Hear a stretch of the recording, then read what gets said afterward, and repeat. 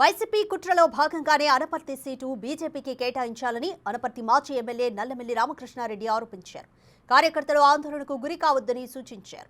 నమ్ముకున్న కార్యకర్తల కోసం నిలబడతానన్నారు. ఇక్కడ పరిస్థితిని అధిష్టానం దృష్టికి తీసుకువెళ్తానన్నారు.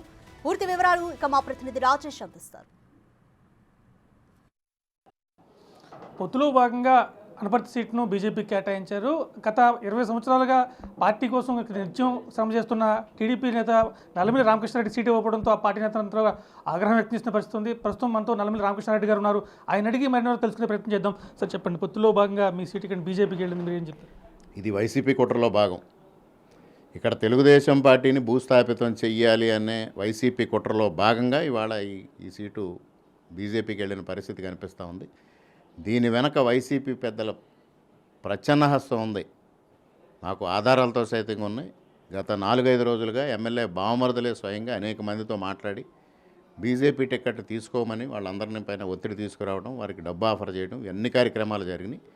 ఇది వైసీపీ కుట్రలో భాగం. ఈ ప్రాంతంలో, అనపర్తి ప్రాంతంలో తెలుగుదేశం పార్టీని భూస్థాపితం చేయాలనే ఏకైక లక్ష్యంతో ఇవాళ వైసీపీ పనిచేయడం జరుగుతోంది. ఆ కుట్రలో భాగంగానే ఈ కార్యక్రమం జరిగింది. అసలు చెప్పాలంటే ఆ వైసీపీని ఢీకొంటాలంటే రామకృష్ణారెడ్డి తప్ప మరో గత్యంతరం లేదు. కనీసం డిపాజిట్ కూడా రాని పరిస్థితుంది. అటువంటిప్పుడు మీ అధిష్టానం కూడా అటువంటి నిర్ణయం ఎందుకు తీసుకుంటారు?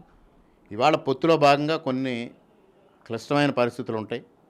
ఆ పరిస్థితుల్లో మా అధిష్టానం ఏమీ మాట్లాడలేని పరిస్థితి ఏర్పడి ఉండొచ్చు.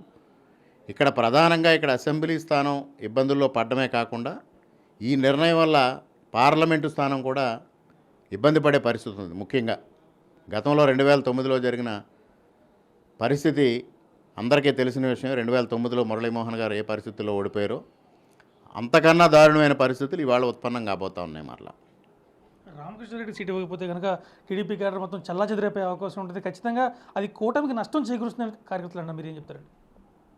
చల్లా చెదురు కావడం కాదు, సుదూర తీరంలో ఈ ప్రాంతంలో తెలుగుదేశం పార్టీ ఉనికి కాపాడలేని పరిస్థితి ఏర్పడుతుందనేది నా భావన. అంటే భవిష్యత్తులో మీ కార్యాచరణ ఎలా ఉండబోతుంది? మీ కార్యకర్తలు కూడా ఒక్కొక్కరిగా బయటకు వస్తూనే ఉన్నారు. ఇటువంటి అవసరమైతే మా నాయకుడిని మేము ఇండిపెండెంట్గానే గెలిపించుకుంటామంటున్నారు. మీరు ఏమంటారు? కార్యకర్తల అభిప్రాయం, కార్యకర్తల మనోభావాలకు అనుగుణంగానే ముందుకెళ్తాను తప్పించి కార్యకర్తలను కాదని నేను వెళ్ళేది లేదు. ఎందుకంటే 42 సంవత్సరాలుగా ఈ ప్రాంతంలో మా కుటుంబంతో కార్యకర్తలు మమేకమై ఉన్నారు. వారందరి మనోభావాల్ని గౌరవించాల్సిన పరిస్థితి నాకుంది. గత 5 సంవత్సరాలుగా నాతో పాటు ఎన్ని కేసులు ఎదుర్కొన్నా, ఎన్ని దాడులు ఎదుర్కొన్నా, ఎన్ని దౌర్జన్యాలను ఎదుర్కొన్నా వారు కూడా అనేక ఇబ్బందులు పడ్డారు. ఆర్థికంగా నష్టపోయారు, శారీరకంగా ఇబ్బంది పడ్డారు, చిత్రహింసలకు గురయ్యారు, మానసిక వేదనకు గురయ్యారు. నాతో పాటుగా వారందరితో కలిసి ప్రయాణం చేయాల్సిన బాధ్యత నా పైన ఉంది. వారి మనోభావాలకు అనుగుణంగా ప్రయాణం చేయాల్సిన బాధ్యత నా పైన ఉంది. మీపై సుమారుగా 38 కేసులు ఉన్నాయి. మీ కార్యకర్తల మీద సుమారుగా 400 మందికి పైగా క్రిమినల్ కేసులు పెట్టి ఇంచుమించుగా హత్య కేసు తప్ప మిగతా అన్ని కేసులు పెట్టారని చెప్తున్నారు. వాటిని అన్నింటినీ ఎలా ఎదుర్కోబోతున్నారు? అనేక మంది కార్యకర్తల మీద 307 కూడా ఉంది. నా పైన 39 కేసుల్లో ఒక కేసులో జైలుకి వెళ్ళి వచ్చా.